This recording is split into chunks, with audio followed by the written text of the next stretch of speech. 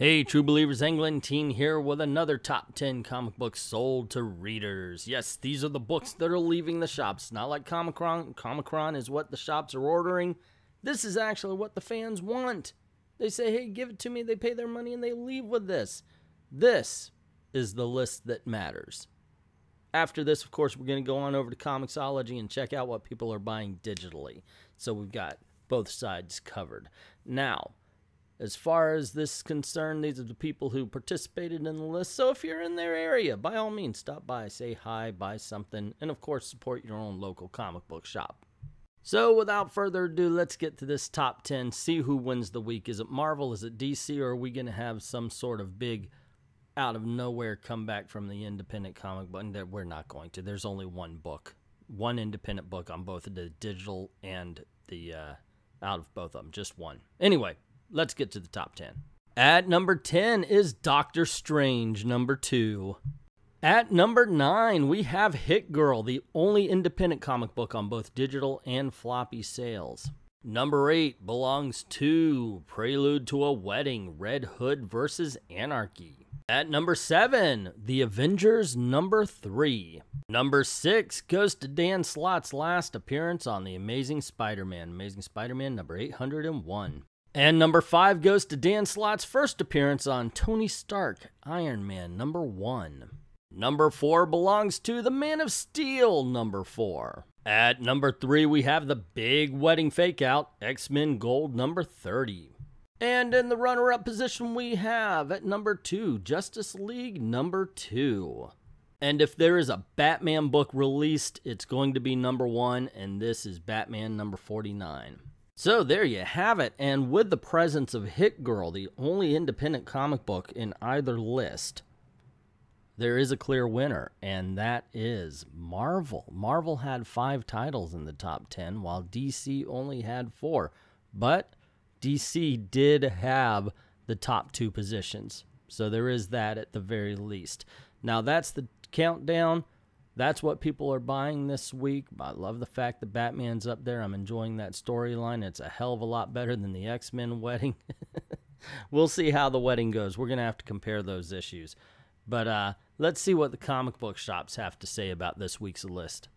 Margins were really tight this week as the top 7 were all close to being the number 1 spot. Avengers numbers before No Surrender were so low that I wondered if that book would ever rebound, but now it sells Hickman numbers, if not maybe a little bit higher. We are sold out as of right now, and so is Diamond.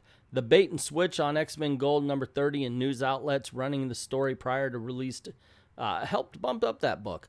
Tony Stark Iron Man was a breath of fresh air for anyone who didn't care for Bendis' run. I think overall readership has been up the last few months, and I'm pleased as punch. Unlike the readers of Tony Stark Iron Man, actually I had one comment that said, hey, I liked it. I don't know what you're talking about, but, you know, and God bless you for liking it. You know, there is no solidified opinion. Nobody, you know, we don't live in an echo chamber, and I understand my opinion's mine, yours is yours. I'm very happy that you liked it. Batman, Justice League, and Man of Steel put DC back on top of the FFF Weekly Top 10, taking the top 3 spots. The big wedding of the century sold about as half as well as Batman and could have sold a lot better if Marvel would have promoted The Real Wedding. It's so odd what stories they pick and choose to spoil themselves on the front page of a major national publication. Tony Stark Avengers, Doctor Strange also sold well. I was a little surprised to see Doctor Strange still in the top 10 even without Donny Cates writing the book, but Mark Waid is an established name with his fan base. It's good to see that he can easily hold over some Cates fans as well as bring his own. Dan Slott's latest issue, or last issue, of Spider-Man, hit the middle of the top 10. Hopefully, the all-new, all-now number 1 will bring Amazing back to the top. Mark Waid has a fan base. I'm surprised he hadn't chased them off, called them Nazis. But I guess, you know, some people buy anything. I don't know. That's a cheap shot. I'm sorry. But it's true also. Anywho, yeah, I don't have much to say other than that because that's what floored me. Mark Waid's bringing his fan base. Really? Weird. I don't know. Okay, anyway, let's move on.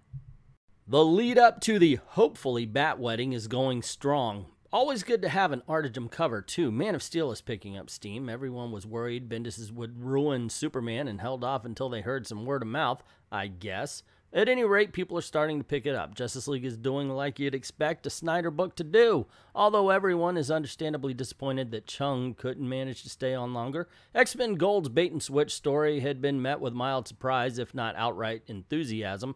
I expect word to travel and bring in some older fans of the characters. Slott's Amazing Spider-Man swan song was nice. Tony Stark's Iron Man had too many covers.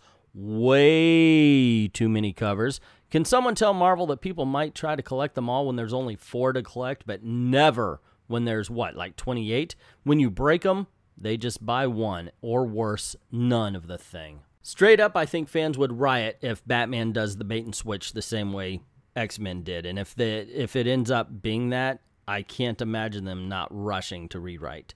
Seriously. Having said that, everybody's agreeing on those half-assed Tony Stark variants. I mean, what the fuck is variant? It's just the armor that's on the cover. It's a cheap-ass thing as well. I don't know. Anyway, didn't care for the book. God bless you if you did, not me. Batman 49 was far and away our bestseller this week. Thanks to all that wedding lead-up heat, Soups was no slouch either, as Man of Steel #4 fell into the second place spot. Marvel gets in on their own wedding shenanigans, with X-Men Gold 30 landing at the top half of our list as well. This week gave us some of the best Spider-Man art in the decade, with Marcos Martin on Amazing Spider-Man 801, and the Allreds and Chris Baggio bringing up Spectacular Spider-Man Annual #1 to life. Both titles landed quite deservedly on our bestsellers list this week.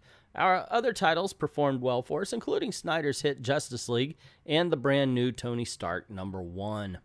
Me and this guy have different opinions on what is considered good art. I did not like Amazing Spider-Man 801. Not 801, excuse me. Not at all. I just didn't. Not the story, not the art. The cover was good. I'll give it to the cover. Yeah, at least that was good. It was a painful week. Tony Stark Iron Man sold terribly. Issue 600 of Invincible Iron Man sold better for us. But here, people for the most part passed on Iron Man.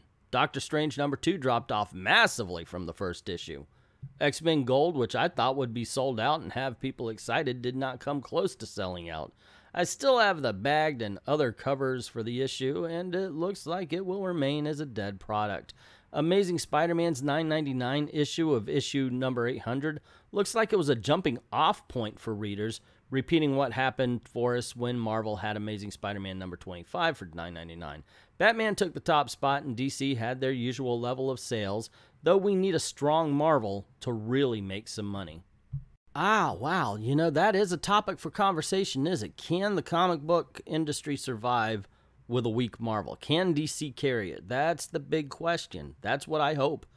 I would love to see it. They've got the characters. They should be able to do that, but Marvel's got the movies. They're advertising better. That's flat out it. I don't know. Their books suck. Comparatively to DC and a lot of independents, Marvel just is not doing it as far as comic books are concerned. Oh, well, I don't know. But yeah, that might make for a good live stream. Anyway, that was the floppies. That's what the comic book shops had to say about everything. Now let's head on over to Comixology and see who wins the digital race. Starting off the digital countdown at number 10 is The Wildstorm. At number 9, Batman, Prelude to a Wedding, Red Hood vs. Anarchy.